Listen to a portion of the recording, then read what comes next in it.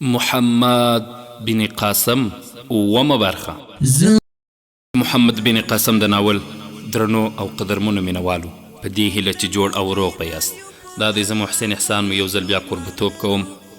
په تېره برخه کې مې اورېدلي وه چې ګنګو ویل سردار په آس پور راغی. ویل کله تاسو سره تازه کبان وي رایه کړه. ما لږ مخکې 2 کبان نیولي وه، هغه مې ورته وړاندې کړل. هغه ماته وویل چې راسره یوسه، ښار لرې نه و. ما لاجو ته وویل چې ډوډۍ تیارولو پورې رارسېږم.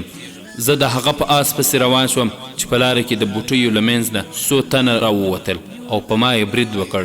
ما د هغوی له منګولو نه د ځان ژغورلو هڅه وکړه، خو کوم یوه په لاټي زما پر سر وار وکړ او زما پر سترګو توره شپه سوه او وغورځېدم، او چې سترګې مې وغړولې په یوه تیاره خونه کې پروت ولم.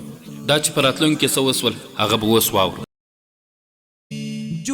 ګنګو وایي 2 ورځې وږی تږی ټپي ټپي هلته پروت وم. 3مه ورځ دروازه خلاصه سوه. لاجوانتي او 3 تنه نور چې تورې یې په لاس وکې وې راننوتل. د یوه په لاس کې لږ خواړه او اوبه هم وو. د لاجو رنګ تک ژړ او سترګې یې داسې ښکارېدې چې د اوښکو ټوله زیرمه یې خلاصه شوې وي. چې سترګې مې پرې ولګېدې، لوږه او تنده مې هېره شوه. زړه مې غوښتل چې ورمنډه کړم او په غېږ کې یې کلکه کړم، خو زما لاس او پښې تړلي وو. لاجو سپایانو ته وکتل او هغوی زما د لاس او پښو رسۍ وشلول او بیرته ووتل. ما ورته ویل لاجو ته دلته څه ډول راغلی؟ لاجو کړکۍ په ستوني کې تم کړې او زما په غاړه کې یې لاس راواچول، خو ژر بیرته شاته سوه او دروازې ته یې په ویره کتل. بیا یې وویل ستا له تګ نه وروسته 100 تنه راغلل، کښتۍ کې چپاو راواړول، زه یې ونیولم، سردار ته یې بوتلم. ما ته حال معلوم نه و. د ذلت او بېشرمۍ له ژوند نه مې مرګ ته زړه ښه کړی و. خو سردار راته وویل که زما خبره ونه منې نو ګنګو به وږی تږی په توره تیاره کې مړ شي. زه ستا په خاطر مجبوره یم او اوس به د هغه خبره منم. ګنګو ته ولاړ شه، نور آزاد یې، خو زما د عظمت او ابرو په بیه آزاد یې. ما ته داسې ښکاره شوه چې لاجو ته د محل ژوند د یوه غریب کب نیونکي له سره ښه ښکاره شوی و. نو کلکې بدې ردې مې ورته وویلې، ښه مې ورټله او 100 څپېړې مې په دې ظالمانو لاسو د هغې پر مخ ور حواله کړې. خو هغه د بت په څېر ولاړه وه او دا هر څه یې وزغمل. یوازې دومره یې وویل زه د بې عزتۍ په ژوند کې مرګ خوښوم، خو زه دلته د دې لپاره راغلم چې ته ماته در ځان ګران یې. د بګوان په خاطر ولاړ شه، له موقع نه ګټه واخله، بیا به دغه فرصت هم نه وي. امکان لري چې ته آزاد شې، ما به هم د دې ظالم له منګولو وژغورې. د هغه سلګیو او اوښکو زما بدګماني لرې کړه.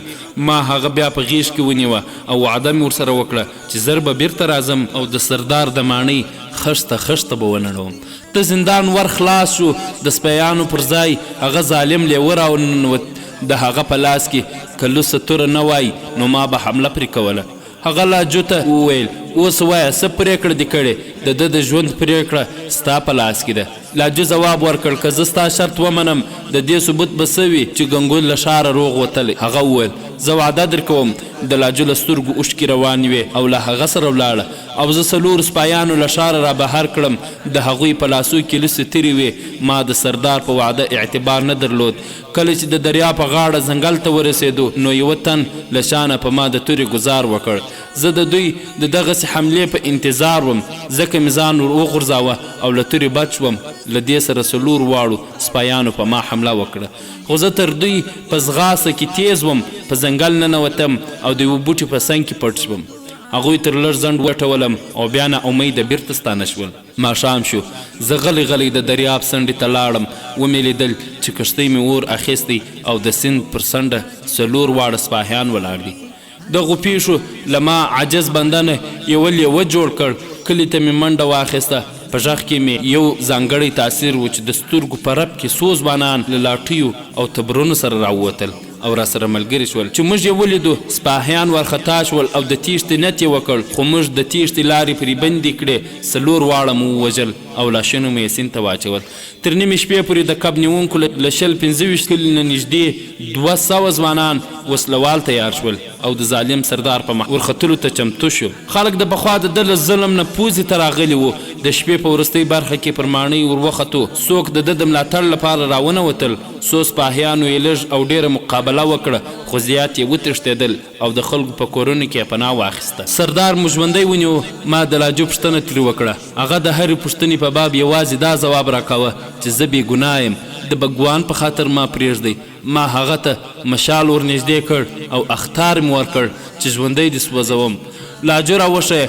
هغه زه د ماڼۍ یوې سمڅې ته بوتلم. هلته د لاجو مړی پروت و. زما له خولې کریغه ووته او ومې ویل چې ولې؟ هغه وویل زه په دې کې قصور نه لرم. دې په خپله ځان له چت نه راوغورځاوه. ته له سپاهیانو نه هم پوښتنه کولی شې. د بګوان په خاطر په ما ورحمېږه. ما بل شوی مشال د هغه په سترګو کې ورشخ کړ او بیا مې په تبر هغه ټوټه ټوټه کړ.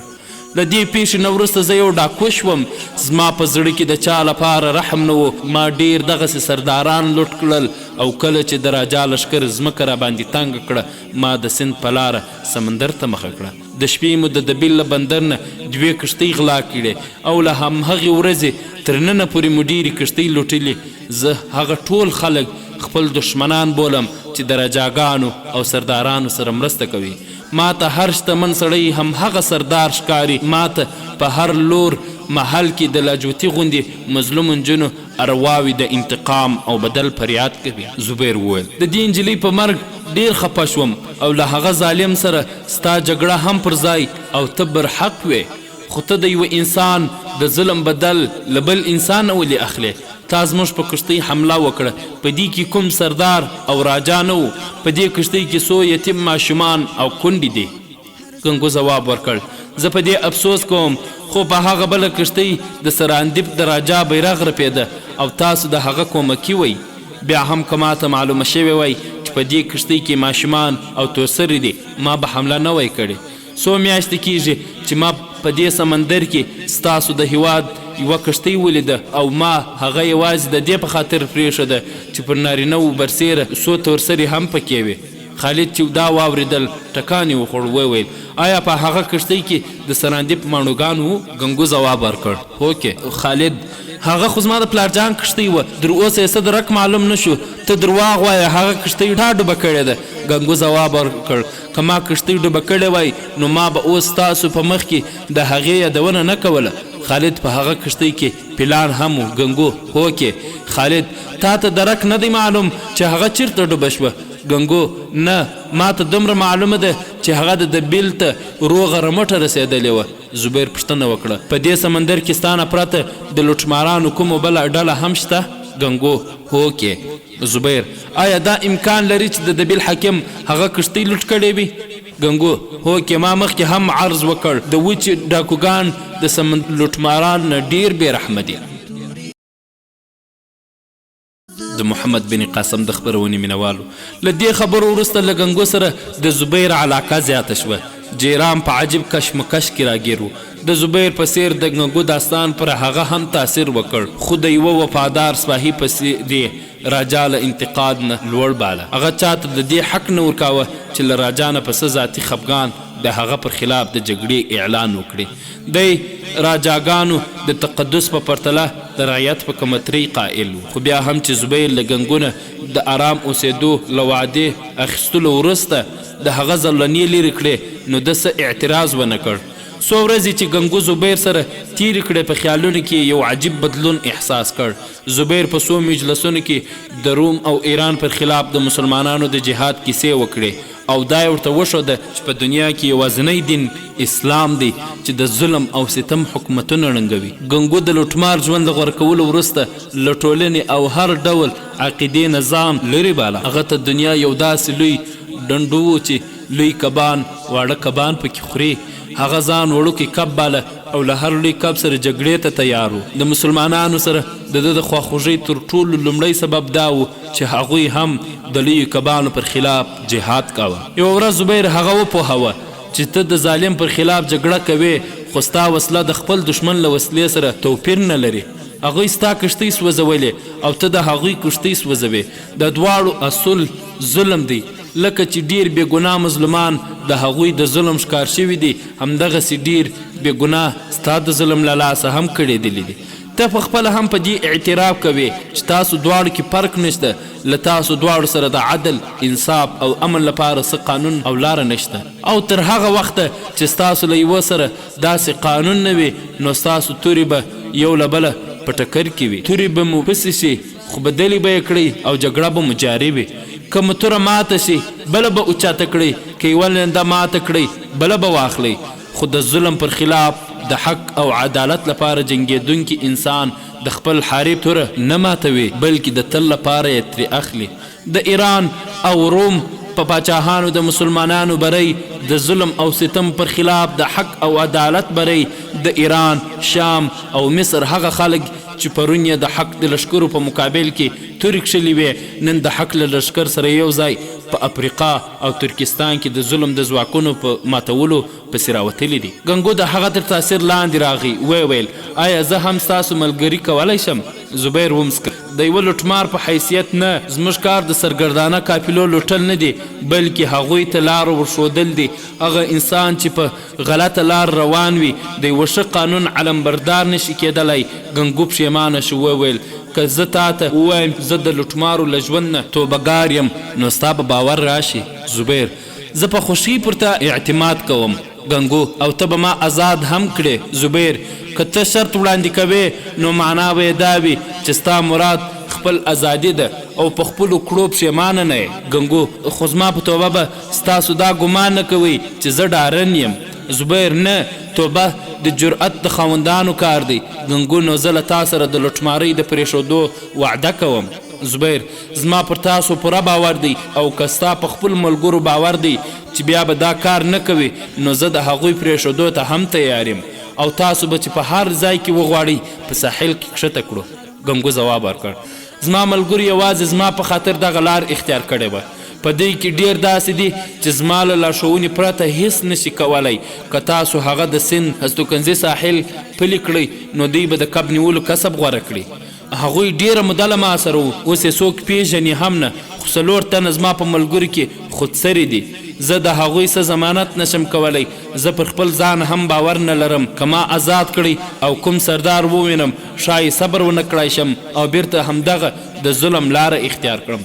که تاسو ما له ځان سره بوځئ ښایي زه ستاسو په شان انسان شم. که څه هم 4 تنه چې زه یادوم زما په شان به همدوی کښتۍ کې وای او ستاسو خبرې اورېدلې وای، ښایي په هغوی هم ښه اثر کړی وای.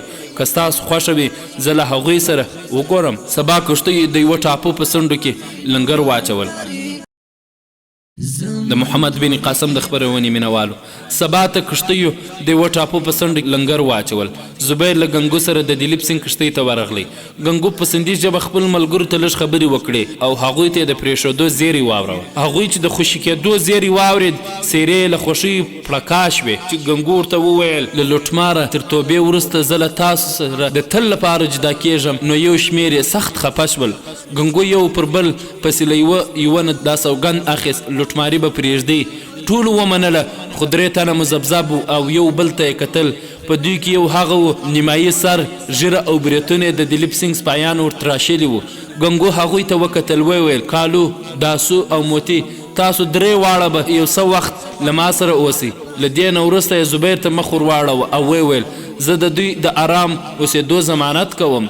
زبیر بیا د دلیپ سینګ ته لږ څه ویلو او بیا یې خپلو سپاهیانو ته د هغوی د زنځیرونو د خلاصولو امر وکړ. کالو، داسو او موتی له ګنګو سره د زبیر کښتۍ ته راغلل. د داسو د عجیبي بڼې په لیدو عرب پرې راټول شول. علي بې اختیاره په کړس کړس وخندل او د ښځو د خبرولو لپاره یې منډه واخیسته او چې بیرته راوګرځېد هاشم او څو نور هلکان هم ورسره وو. خلک ټول د هغه په لیدو حیران وو. هاشم ورنږدې سو، په معصومانه لهجه یې ترې وپوښتل ستا په چپ باړخو ویښتان نه دي شنه سوي؟ ټولو عربو وخندل. د علي خندا له ټولو اوچته وه. ګنګو په خندا هاشم په غېږ چت کړ. خالد زبیر ته وویل ناهید فکر کوي چې ګنګو ته به د پلار د کښتۍ درک خامخا شته. هغه په خپله له ګنګو نه څو پوښتنې کول غواړي. زبیر وویل زما په ګمان خو د ګنګو په خبرو باور کول په کار دی. خالد خو ناهید وایي چې که هغه ته څه معلومات نه وي هم زموږ سره د یو څه مرسته کولی شي. د شپې یې خوب لیدلی دی او اوس وایي چې پلارجان ژوندی دی. زبیر په پوښتنې کې څه حرج نشته خو په ګنګو بدګماني په کار نه ده. ولاړ شه خور دې راوله، زه به ګنګو راوغواړم. دلیپ سینګ ګنګو راوغوښت او له ناهید سره مایا دیوې هم راغله. د ناهید په مخ یو تور نقاب پروت و. هغې د مایا دیوې په غوږ کې څه وویل او مایا دیوې ته خپل هار ورکړ. مایا دیوې امیل ګنګو ته ونیو او وویل تاسو ورځې وړاندې د دې د پلار کښتۍ خبره کوله. که ته د دوی د پلار معلومات ورکړي نو دا هار ستا انعام شو. د ګنګو له پښیمانۍ او اندېښنې نه په سترګې کې اوښکې ډنډ شوې. زبیر او خالد ته یې وکتل او بیا یې هغې ته ویل لورې زه دومره پست او ذلیل نه یم. ناهید د هغه د اوښکو تر تاثیر لاندې راغله. ویې ویل تا ته بدګماني پیدا شوه. زه پر تا شک نه کوم. زه یوازې دا غواړم چې ته راسره مسته وکړې. ګنګو د مرستې لپاره ماته د امیل راکولو څه ضرورت و. زه د زبیر د نیکۍ بدل اوس هم نشم پوره کولی. که کوم ډاکو هغه کښتۍ لوټ کړې وای نو ماته خامخا معلومات کېده. خو زه په دې شکمن یم چې هغه کښتۍ د دبیل په شاوخوا کې د همهغه ځای کوم حکیم لوټ کړې ده. ناهید وویل زما زړه ګواهي راکوي چې زما پلار ژوندی دی. ګنګو ځواب ورکړ که ژوندی وي د سیند په داسې زندان کې به پروت وي چې له مرګه وړاندې څوک نشي ترې راوتلی. خو زه د هغه د ځای د معلومولو ذمواري اخلم. که مې معلومات ترلاسه کړل مکران والي ته به احوال ورکړم. مایا دیوي وویل زه د خپل ورور له خوا نه ستاسو سره د مرستې وعده کوم. د دبیل حاکم د هغه دوست دی او هیڅ خبره نه ترې پټوي. ګنګو وویل حاکم د هیڅ چا دوست نه دی او د دبیل حاکم خو بیا زه ښه پیژنم. دا یې وویل او بیا یې زبیر مخاطب کړ تاسو د دبیل په بندر کې د درېدو اراده لرئ؟ زبیر ځواب ورکړ زما اراده نه وه خو جیرام مجبور کړم چې هلته یوه دوې ورځې تم شم. ګنګو له لږ سوچ وروسته وویل ما ته دا نه ده معلومه چې د سیند په راجا او د دبیل په حاکم به د جیرام څومره اثر وي. که نه ما خو د سیند په ساحل کې د کوزېدو مشوره تاسو ته نه درکوله. زبیر ځواب ورکړ زموږ سره د سیند د خلکو اړیکې دومره خرابې نه دي. څه موده پخوا د ابوالحسن د پوښتنې په خاطر د مکران والي هلته تللی و. راجا له هغه سره په غرور ضرور مخامخ شوی و خو پر هغه یې څه تیری نه و کړی. د محمد بن قاسم د خپرونې مینوالو دا چې په راتلونکي کې څه وسول انشاءالله په بله برخه کې به یې واورو. دا خپرونه ما محسن احسان چمتو او تاسو ته وړاندې کړه. در بیا چې ستاسو په درانه حضور کې را حاضرېږو تاسو ټول په لوی الله جل جلاله سپارو. السلام علیکم ورحمة الله وبرکاته.